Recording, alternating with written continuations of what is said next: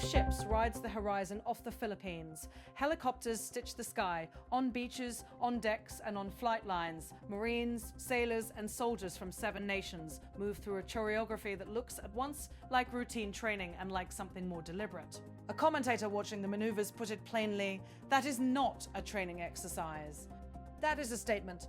The phrase lands because it captures how these maneuvers are being read across capitals, not only as preparation, but as public signaling about who stands with whom and how far they are willing to go to demonstrate it. Officially, Balikatan Tagalog for shoulder to shoulder is an annual exercise. It is billed as a time to sharpen interoperability, to rehearse humanitarian response, and to keep combined readiness sharp. This year, however, the description feels incomplete. The scale is broader. The company is different. More than 17,000 personnel from the Philippines, the United States, Japan, or Australia, Canada, France, and New Zealand are operating across a program that spans land, sea, air, space, and cyber. Observers from nearly 24 other countries are watching. Numbers and participants such as these are not neutral details. They are signals to partners, to rivals, and to publics watching nervously as maritime pressure in the South China Sea intensifies. For the first time in decades, Japan is taking on a direct combat role on Philippine soil, an indication of Tokyo's strategic reorientation in response to changing regional dynamics.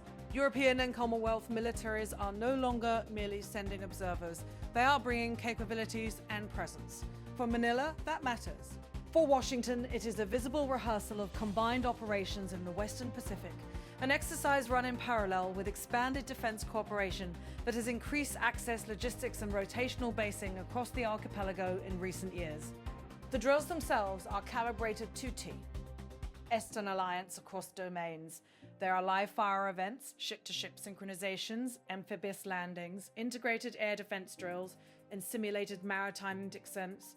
There are also exercises deliberately designed to harden cyber defenses and protect space-based assets that underpin surveillance and command networks. In short, the partners are rehearsing the full spectrum of scenarios they might face in a crisis. Beijing's response was immediate and familiar. A spokesman for the Chinese Foreign Ministry warned against what he called dangerous alliance building, saying bound, "We wish to remind the countries concerned that blindly binding themselves together in the name of security will only be akin to playing with fire, ultimately backfiring upon themselves." The language is diplomatic, but its intent is clear. Beijing sees these gatherings as destabilizing, as a move that invites confrontation rather than stability. That rhetoric was paired with action. Chinese naval and air assets moved into operating areas near the drills. Carrier elements and one of the region's most capable surface combatants, a Type 055 guided missile destroyer, were reported operating in the same waters. Social media channels aligned with Beijing even asserted the firing of long-range anti-ship weapons during parallel operations. Independent verification of particular launches is sparse. Where reporting is uncertain, the claim itself becomes part of the signal, a reminder of capability and a warning about willingness to use it. Manila's response was blunt and public. Secretary of National Defense Gilbert Teodoro Jr., who has served in that role since mid-2023, rejected Beijing's warning and the implication that the Philippines should accept limits on sovereign partnerships. He ridiculed the suggestion that Manila was being reckless, challenging what he framed as rhetorical inconsistency, a power that has invested heavily in projection, lecturing others about avoiding risk. He also pushed back on specific allegations, demanding evidence, and inviting accountability through international channels. For the Philippine government, Balikatan is a demonstration of agency, proof that Manila can broaden its security options and do so with partners that bring real capability to bear. Capability matters in this contest. Modern destroyers with long-range missile cells and advanced sensors change the operational balance in ways that are both technical and political. The Philippines, as a single maritime state, with limits in fleet size and reach, faces a challenge. How to deter and defend when an adversary can project power at long distances. The answer Manila is pursuing is not to match platforms ship for ship, but to strengthen alliances, legal positions, and interoperability. In practice, that means training with partners whose combined air, sea, and cyber capacities complicate any coercive calculus directed at the our capacities. Bosping the scene, note two things. At once. 1. The Philippines remains vulnerable. Its fisheries, energy prospects, and coastal livelihoods are intertwined with contested maritime space.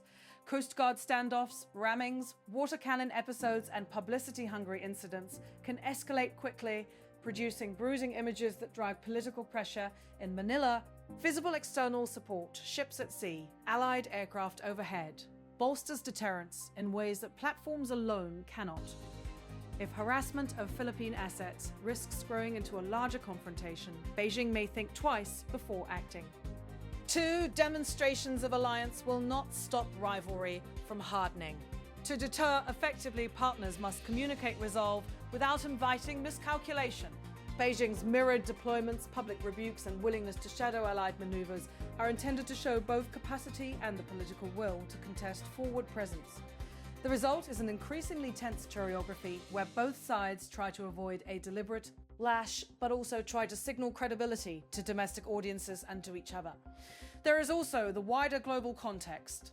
At the same time, the Indo-Pacific is heating, major powers are engaged in other theaters. Resources have been drawn to the Middle East, creating real questions about how much attention and force the United States can sustain everywhere at once. The scale of Balikatan and the conspicuous presence of allied contingents is in part an answer to those concerns, a way of demonstrating that the Pacific remains within the focus of US security planning, even as commitments stretch across the globe. That layering of commitments is what makes the Mutual Defense Treaty between the Philippines and the United States so consequential. Now, marking its 75th year, the treaty obliges both parties to consult and act if an armed attack occurs in the Pacific area against either party, but the treaty is not an automatic trigger. It requires political will, constitutional processes, and calculations that go beyond the legal text. That ambiguity is both a feature and a bug. It allows for restraint, for calibrated responses, but it also opens room for strategic misreading. A central question animates the quiet watch on both sides of the disputes. Who will blink first? It is a question of thresholds. What level of harassment is tolerated? What damage or loss triggers a broader alliance response? Those questions are being tested not only in diplomatic communiques, but in tactical encounters at sea, in approaches, in intercepts, in the proximity of ships maneuvering in contested waterways. What keeps the situation from spiraling, for now, is a mixture of professional restraint and established rules of engagement. Organisers of the exercise emphasise the defensive nature of the drills and note that many scenarios are humanitarian in focus. Disaster response, mass casualty evacuations, convoy protection in degraded environments, and the restoration of critical infrastructure. Aircraft execute coordinated intercepts following agreed codes of conduct. Ships practice passing safely at sea, cyber teams rehearse responding to denial of service attacks, and the loss of satellite feeds.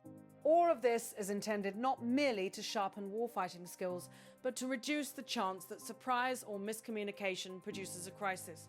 Yet, risk is real. Live-fire exercises, missile tests, and closer naval maneuvers inherently raise the possibility of accidents. A ship too close, a miscalculated intercept, an unverified launch can produce the sort of escalation that no participant sought. When a crisis starts, it is messy.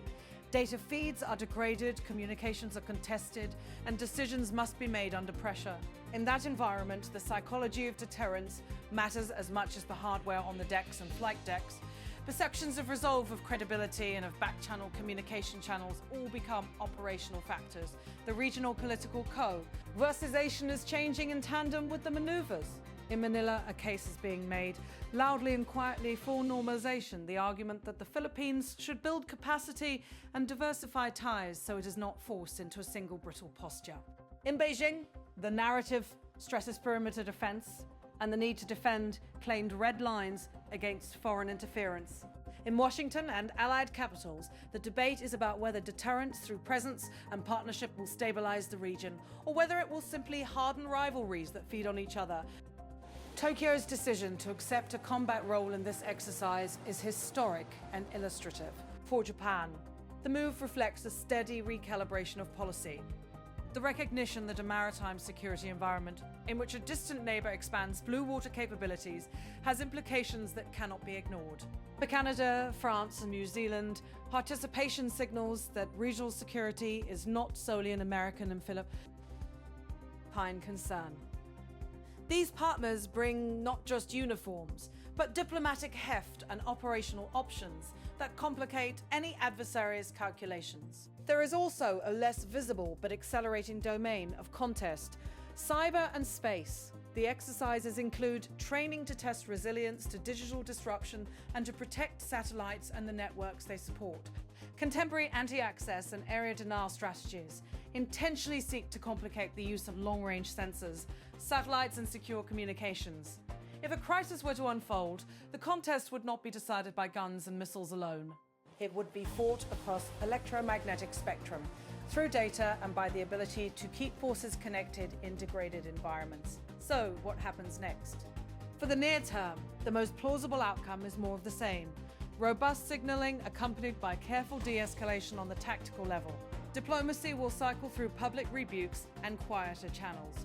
Ships will continue to pass at safe distances.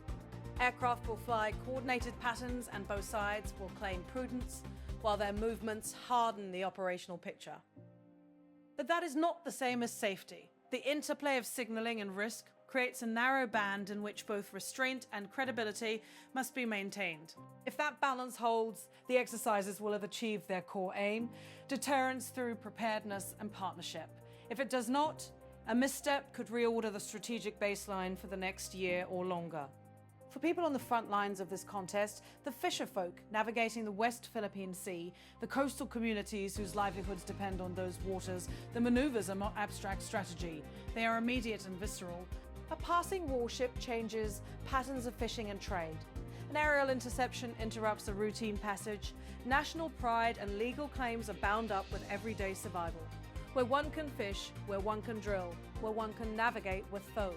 Beauty Fair, Balikatan, in that sense, is a rehearsal of choices. It is a demonstration that alliance politics and the distribution of military capability still matter in shaping behavior at sea. It is also, paradoxically, a test of whether multilateral deterrence can coexist with channels for restraint, whether partners can signal credibility while preserving space for diplomacy to cool tensions.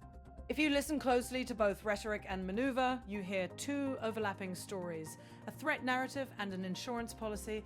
Forces flex, diplomats talk, publics watch. The ultimate question is not whether these drills are necessary.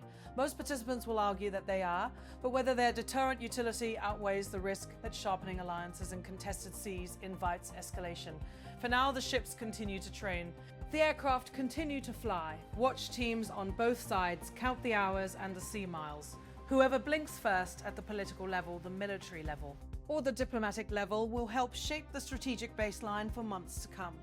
Until then, the alliance rehearses, rivals signal, and the Indo-Pacific holds its breath.